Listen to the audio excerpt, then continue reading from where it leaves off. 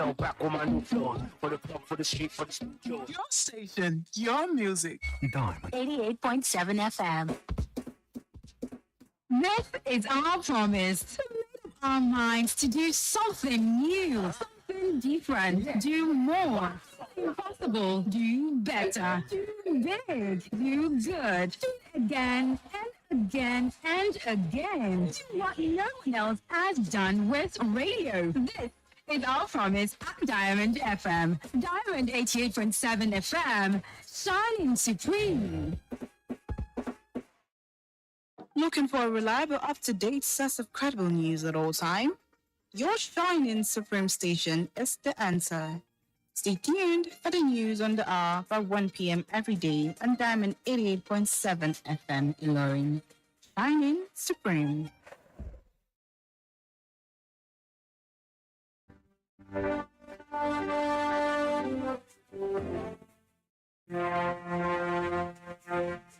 From the news desk of Diamond 88.7 FM Iroyin, this is News on the Hour.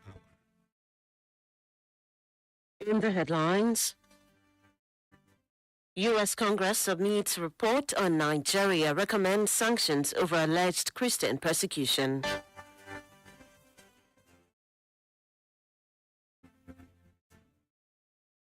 Federal government withdraws forgery charge against senior lawyer Ozekome. Labour Party faction declares Abure national chairman until 2028. Oloro of Oro Kingdom provides free daily meals for fasting Muslims.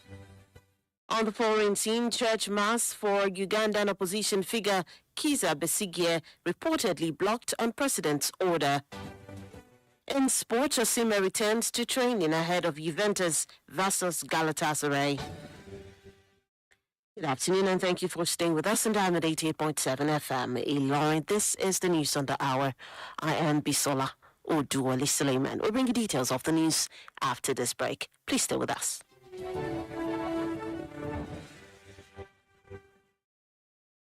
We often think that mental health breakdowns sound like this. I'm emotionally stressed. I'm emotionally downcast. I am so confused of all about life. But in reality, they can sound like this.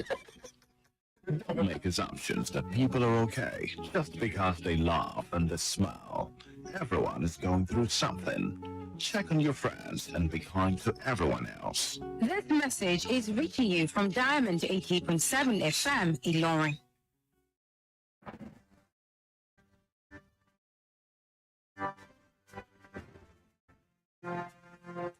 Welcome back from that break. Please note that you can listen to us via our website, www.diamondfm.net, or watch us live on Facebook at Diamond 87 FM and YouTube Diamond FM Iroyin. Now the news in detail. The United States House Committee on Appropriations and Foreign Affairs on Monday formally submitted a report to the White House outlining their findings and recommendations on the alleged persecution of Christians in Nigeria. According to U.S. Congressman Riley Moore, the report's conclusions were drawn from months of investigation conducted by bipartisan congressional delegations to Nigeria.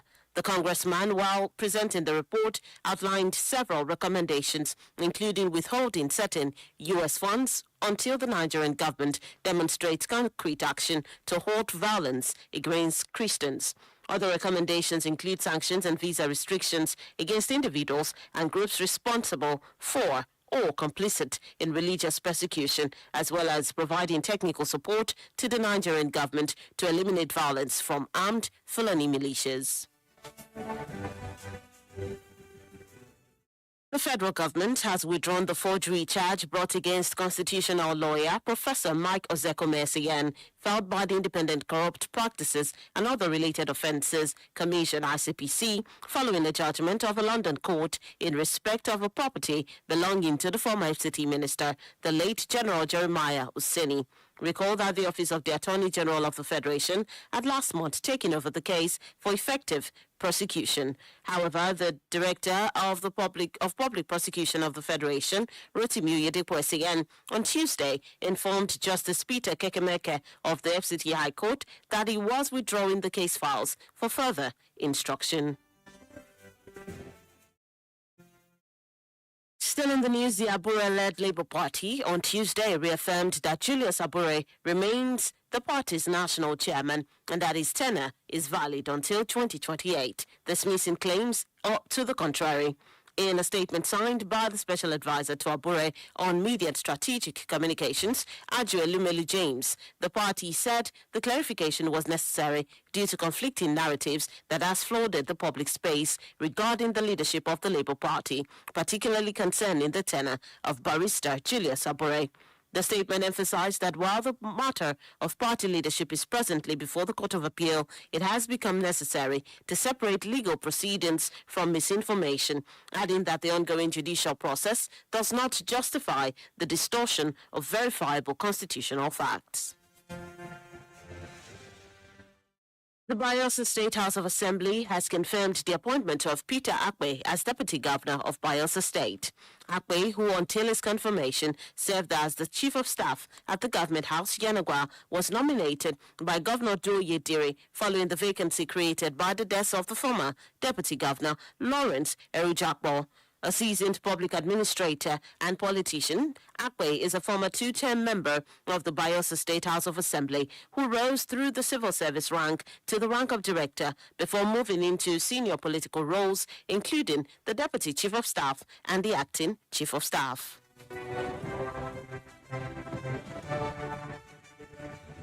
And in Kwara State, the Oloro of Oro Kingdom, Iroyin local government area of Kwara State, Oba Joel Titiloye Olufayo II, has flagged off free daily provision of meals for Muslim faithful in Oro to break their fast. The meal is being provided every evening in the palace of Oba Olufayo to help the underprivileged in the community. According to the monarch, the free feeding forms part of his personal contribution to the well-being of his subjects and other residents of Oro Kingdom, noting that the coincidence of Ramadan and Lent seasons is a pointer for Nigerians to cultivate religious tolerance and steer clear of divisive tendencies. And that's it on the local scene. The news on the hour is reaching you from Diamond 88.7 FM, Ilorin. We'll take a short break. When we return, we'll bring you foreign and sports news. In foreign news, church mass for Ugandan opposition figure Kizza Besigye reportedly blocked on president's orders. We'll bring you that story after the break and another story in the world of sports. Please stay with us.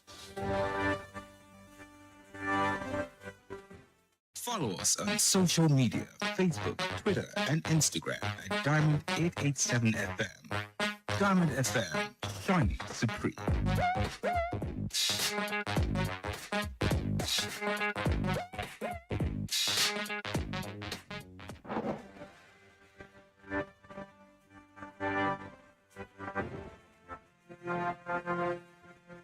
Welcome back from that break. You're still tuned in and listening to the news on the hour, reaching you from Diamond 88.7 FM, Ilorin. Before that break, we brought you local stories. Now we move on to the foreign scene.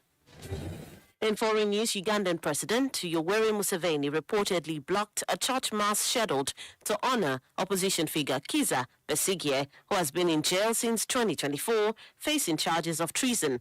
Besigye's wife told newsmen on Monday. Besigye, former personal doctor to Museveni and his political opponent for more than 25 years, was abducted by armed men in the Kenyan capital, Nairobi, in November 2024 and reappeared at a military court in Uganda a few years later. Meanwhile, human rights organizations and opposition figures in Uganda have condemned the cancellation of the church service, describing it as a violation of citizens' freedom of worship and an indication of growing state interference in civil liberties.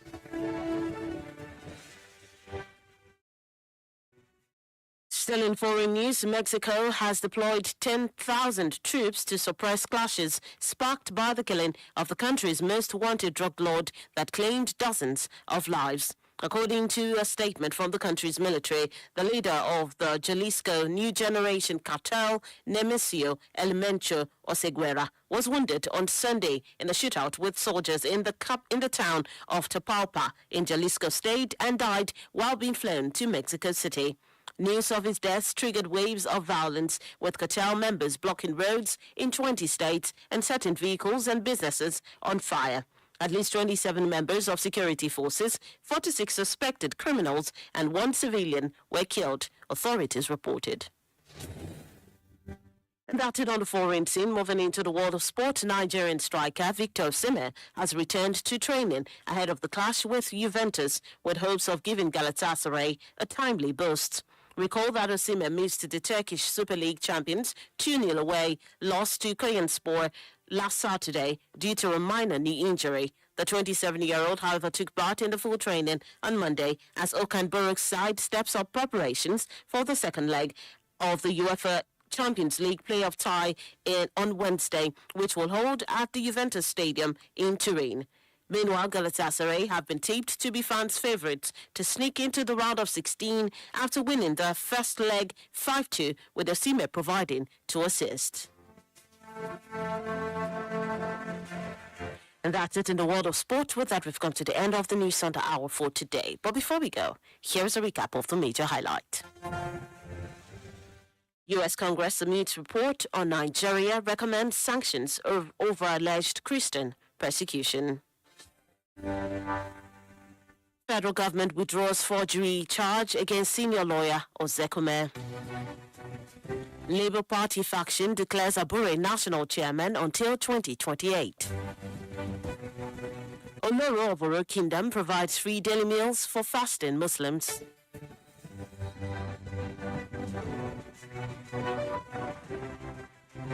On the foreign scene, church mass for Ugandan opposition figure Kizza Besigye reportedly blocked on president's orders. And in sport news, Osimhen returns to training ahead of Juventus versus Galatasaray. Those are the major headlines as brought to you this afternoon. Before we wrap up the news, we take a look at our Today in History segment. Did you know that on this day in the year 1966, the first president of Ghana, Kwame Nkrumah, was ousted by a military coup? Now you know.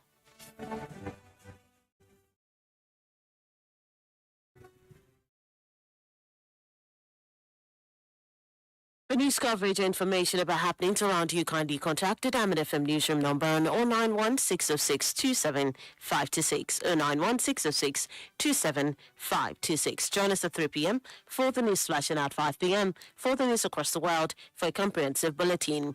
Log on to our website, www.diamondfm.net, to keep up to date with us from any part of the world. Download our app on Google Play Store and iOS App Store, Diamond FM. The news on the hour was put together by Nidu Okorie. I am Bisola Uduwali Suleiman. Thank you for listening to your Shiny Supreme Station. Please stay tuned for the news in Yoruba coming up shortly. Good afternoon.